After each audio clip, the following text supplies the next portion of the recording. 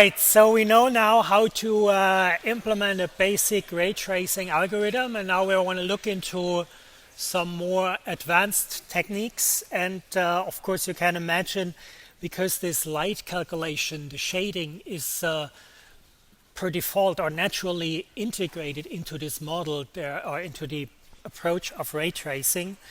Whereas compared to the projective methods, where it was always kind of felt like a separate step, there are, of course, a lot of extensions and modifications of the shading that help us create certain effects and then create better or nicer images. And one of them is, of course, what we also discussed at the end last time, shadows, which, like I said, fit very nicely into this ray tracing concept, whereas in the projective methods it kind of felt like, okay, this is some additional steps that we have to do that are kind of separate from the rest. And of course here it's also separate, but the whole framework that we are, or if we implement the basic algorithms, we basically have the whole framework, the whole tools already available that we can use then to very easily implement shadows also in our scenes. And the idea is to use so-called shadow rays or shadow feelers, it's usually called, where we basically say when we have a position, we want to know if this position or if this point is in the shadow or not. We just shoot a ray towards the light. So it is a separate calculation that we have to do, but a calculation that we can use all the tools that we have already implemented for the standard ray tracing. And then, of course, if this ray hits the light, then we know it's not in the shadow. And if it hits an object first, then we know, of course, this object, if it is not a transparent but a solid object, this object blocks the light, so there is something in the way, which is why the point is drawn in shadow. So we already have all the tools available to very easily extend and integrate, our ray tracer with shadow calculations.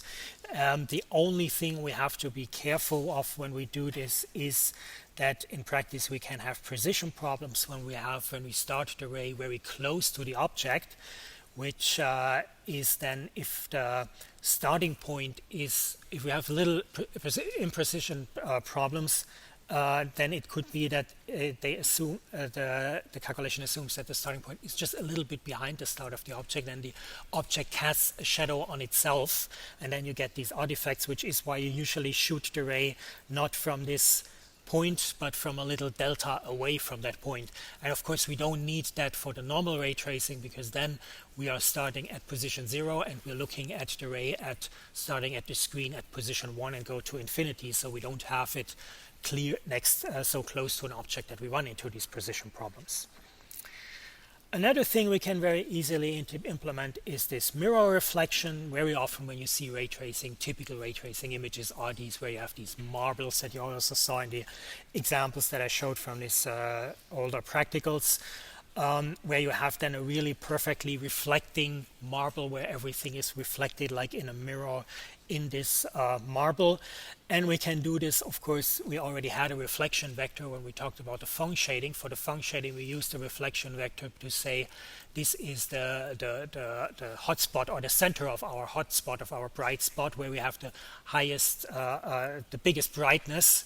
And now we say, okay, if we want to implement a mirror, then of course, if we look at a certain point, the object or the spot that we see in that point is exactly what we see when we have a perfect reflection there. So we follow a ray that shoots in that leaves the surface at the same angle at which we are looking at it with respect to the normal, and then the object that we hit first is the one that is reflected in the mirror at this particular position.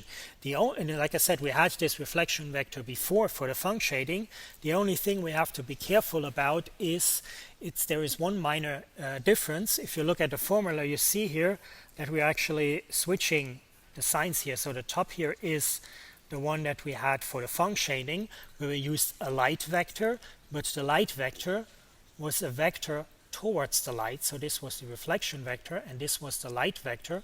And in a similar way as this D vector, which indicates the direction at which we are looking at, we had the same angle here, but the vector L was in a different direction, and that leads, of course, here to a different direction because to a different sign here, because first of all, the D vector to come from here to the vector R, or to represent the vector R by the vector D and the vector N, which are the two vectors that we know. We go down D and then we go up N 2 times by a value lambda.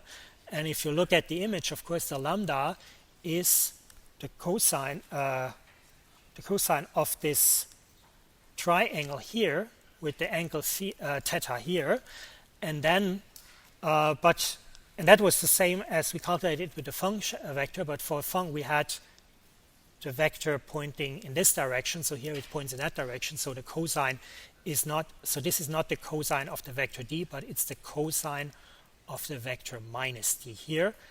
And that, of course, if we have unit vectors, this is 1. And then, of course, we have we can just represent this cosine by this by the scalar product, and then, of course, we end up with this here.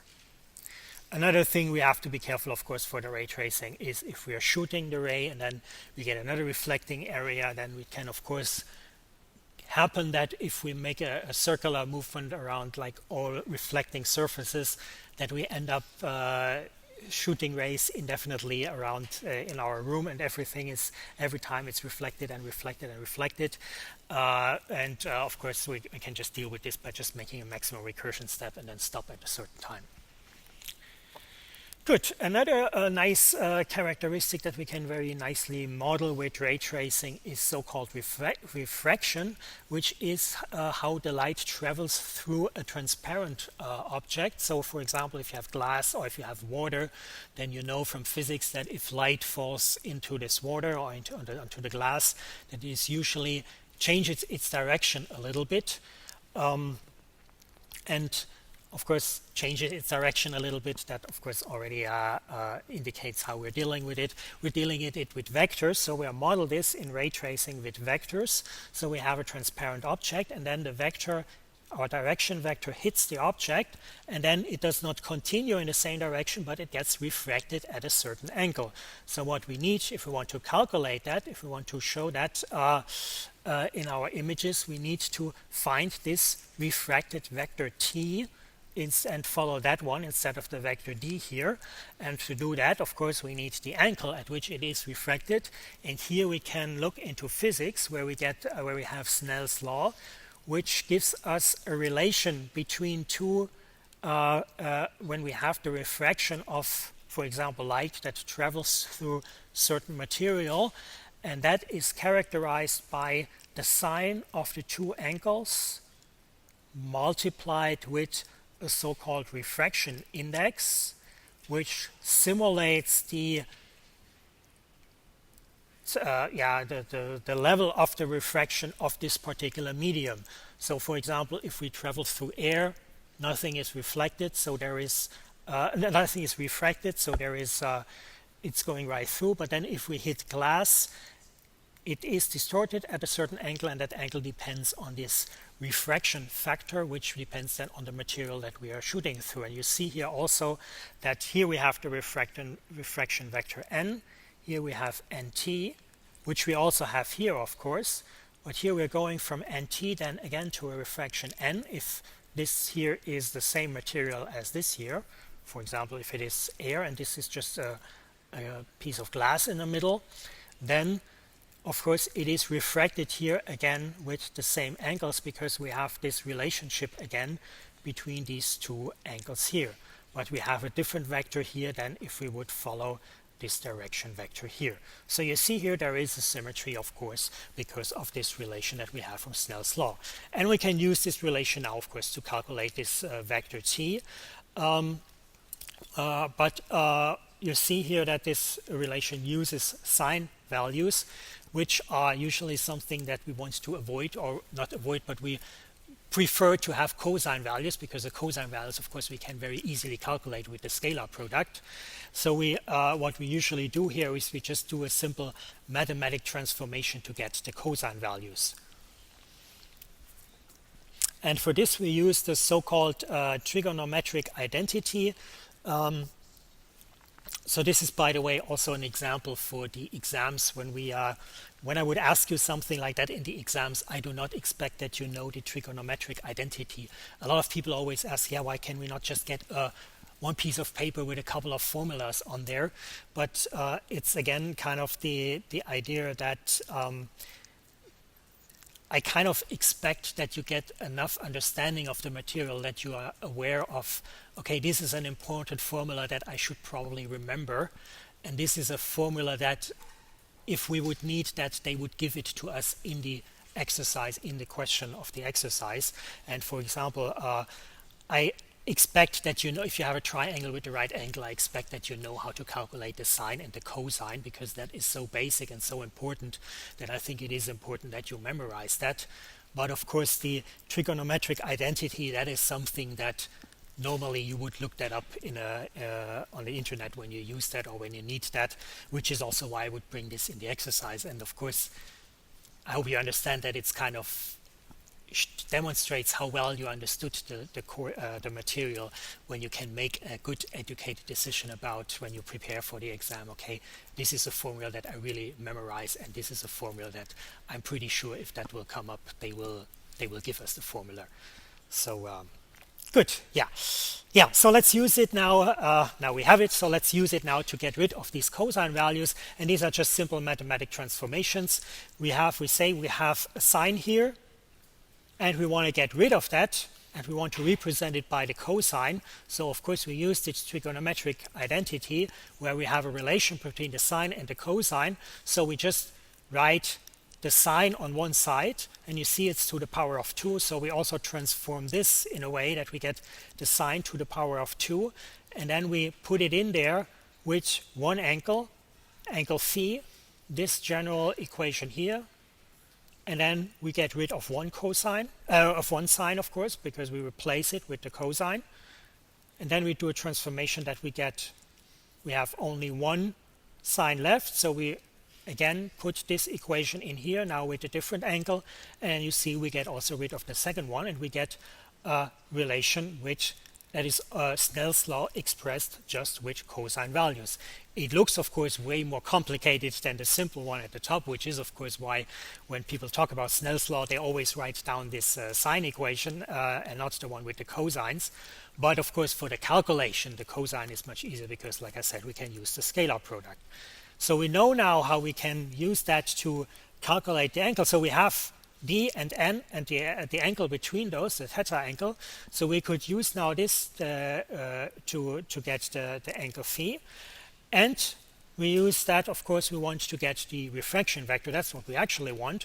So to do that, to construct that, first of all, we can see that, or we say that this vector is within a plane that is spanned by the vector d and the vector n.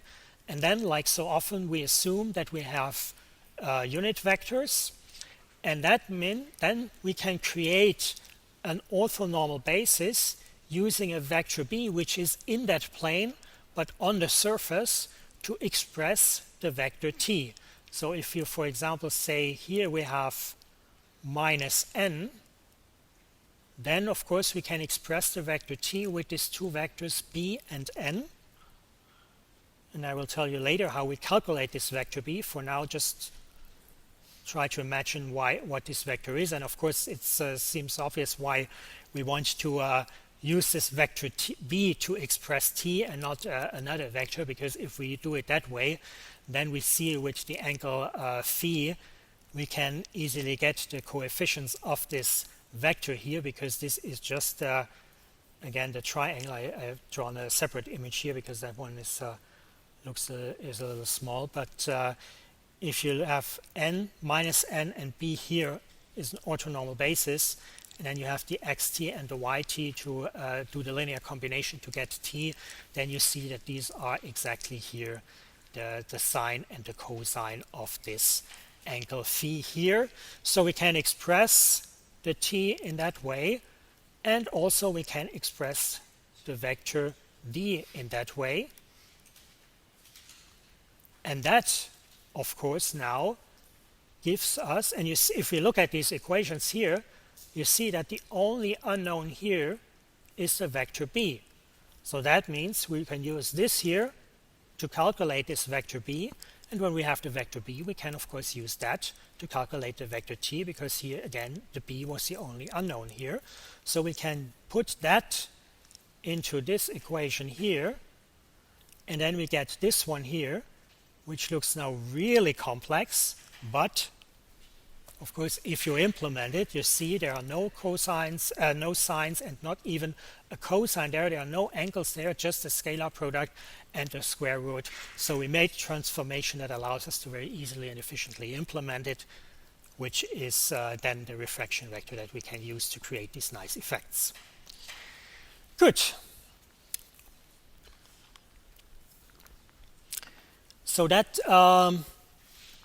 those were just a few more advanced shading techniques that you can use for ray tracing, and you see here it's again very just standard linear algebra that we can use, and we can very easily integrate this into the ray tracing framework. Now there are also a lot of other extensions for advanced ray tracing techniques that are related to the actual modeling, because the technique or the concept of ray tracing, this approach, also allows us to do certain things with the modeling in a very easy and very efficient way. And I want to address two of them here. The first one is called instancing. So we talked about, of course we didn't cover modeling in this course, but we talked about how to represent basic geometric shapes like triangles and circles. But of course, and very often, especially for projective methods, we just use triangles. But if we use ray tracing, there is no, and it's not, we don't rely on the hardware, then we don't use the graphics hardware. Of course, we have to rely on hardware at one point. Then we can also use different kinds of shapes, of course. And but of course, modeling an ellipse and, for example, a rotated ellipse is much more difficult than modeling a circle. And this is where this instancing comes into play, where the idea is to just take basic geometric shapes and then use transformation matrices to create more complex shapes with it. For example, we could use a circle to create and then do a non-uniform scaling to create an ellipse, which then in combination with a circle looks a little bit like this flying saucer or a spaceship.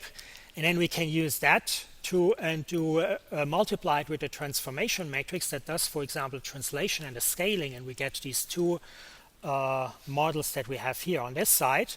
Or we can also do a rotation, and then we can get these models here.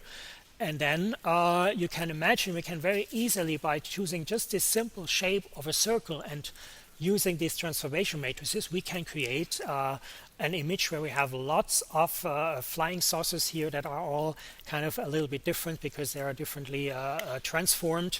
And then when we then run our ray tracer over it and have all these nice shading effects there, we can create some very nice images very simple and very easily. So we can create these objects very easily by using the transformation matrices. But question is, of course, when we do the ray tracing, how do we calculate, for example, the intersection between a rotated ellipse and a ray, which is something that we haven't covered yet. And of course, we haven't created the ellipse explicitly or made an explicit equation for the ellipse. We just created it by multiplying with this transformation matrix. But here is exactly the solution to our problem. So we're using actually the transformation matrix or the inverse transformation matrix to very simply calculate these intersection points. And we can do this here illustrated with this example. So let's assume we have an object and we apply a transformation matrix to it to create a new one with this process called instancing. And then we want to shoot a ray at this to do ray tracing. And so we use a line equation. Like L is the I vector plus the direction vector t times the direction vector. And then, of course, we want to know what are these two intersection points here. And these are, of course, much more difficult to calculate than intersection points with a circle, with the original object. But since we know how we calculated that ellipse by a transformation matrix, we can also retransform it to the original object, and we can not only retransform the original object, but we can also retransform or transform the ray to an original ray, which would have been the image of it if we used it, the original object in the first place. So we basically just apply the inverse transformation matrix, not just to the object, but to the actual ray. And then we get a ray that intersects, of course, with the original object. And because this is a linear transformation, it preserves also the relative distances along the ray. So if this is, for example, here, let's say 2 times the direction vector, and this is 1, 2, 3, 4, let's say this is 5 times the direction vector, then of course this here is also 2 times the direction vector, and this is also 5 times the direction vector. Now we see that this image doesn't really scale very well at all, but I hope you get the idea. You're not more confused by this graphic. I have to update that next year. So you get the idea. If we have do a linear transformation, the relative distances between the points is preserved, which means we can calculate the intersection points here. And then if we do a reverse transformation, we get exactly these intersection points here that we were originally searching for. So we calculate the intersection points here, and then we can retransfer those intersection points, or even simpler, we say because these relative distances stay the same, so if this is 2 times the direction vector, then this is also 2 times the direction vector. It's just a different direction vector. We can just take this t dash and put it in the line equation. So this is the line equation. If we put t dash here, then we get exactly this p1 from t dash here, which is the image of this one. So we don't even have to do this whole transformation. We just can take the t value and put it here into our line equation. Now there's one catch with this, or one common mistake that people make, because very often, if not almost always, I tell that when we do with vectors, we normalize them to have unit vectors because that makes our calculation easier. In this case, it does not make the calculation easier. It makes the calculation wrong if we take unit vectors, because if you think about it, what I said, if it preserves the relative distances, so if this is 2 times the direction vector in one space, and then we do a transformation, then it's also 2 times the direction vector in that space. But if we then normalize the direction vector, of course it doesn't work anymore. So this is important, that we have to make sure that the normal vectors are not that the direction vectors are not normalized. The other catch is, of course, that's probably why I made this why I said it wrong. The normal vectors is, of course, the second issue that we always have to be careful when we do this transformation, because I hope you remember that when we do a transformation, the normal vectors are not transformed appropriately, but we have to use a different transformation matrix for that. Good. So again, you see here, this is a very nice approach where we basically just use all the stuff that we have covered in the previous lectures, but now with a very specific case, which is the ray tracing and this technique of instancing to create new kind of objects and to do very simple and very easy intersection calculations.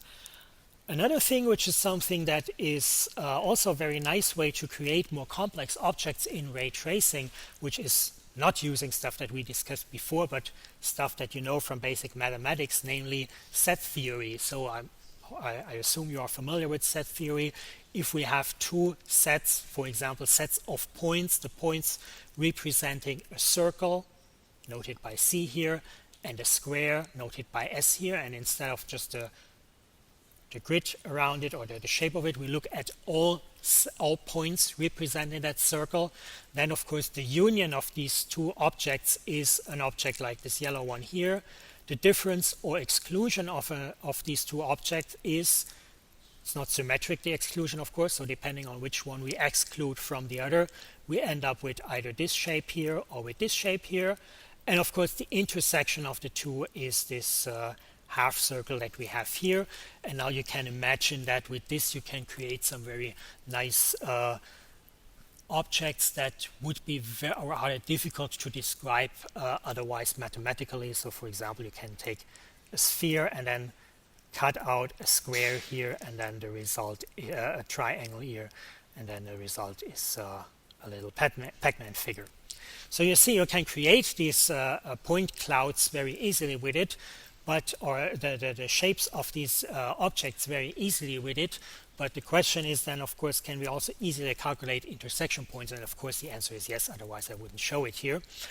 And the idea behind this is that we look at the intersection also with respect to the whole point clouds. So we look at the objects as solid objects and look into how these intersection sets then relate to each other.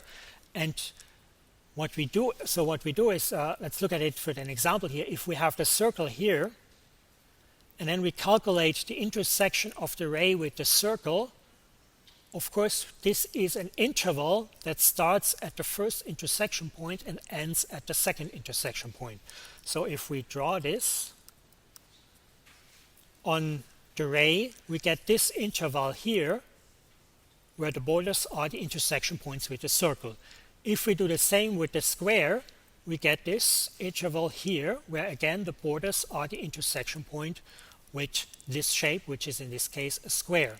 Now, if you look into the intersection of this, if we do, for example, a difference, if we remove the square part from the circle to create this shape here, if we apply the same set operation to this interval here, we end up, of course, with this part of the intersection, which is the same operation that we applied to the objects applied to the points on the ray with the intersection. And now if we look at these borders of our intervals, then of course we see that these are exactly the intersection points that we would otherwise have a very hard time calculating. Good. So we see this is a very simple way and very nice way to calculate intersection points with more complex objects.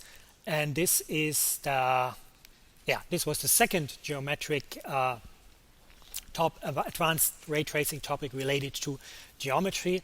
Next time I will talk a little bit about more techniques to speed up the ray tracing, because like I said, this is the major issue, the major bottleneck with ray tracing.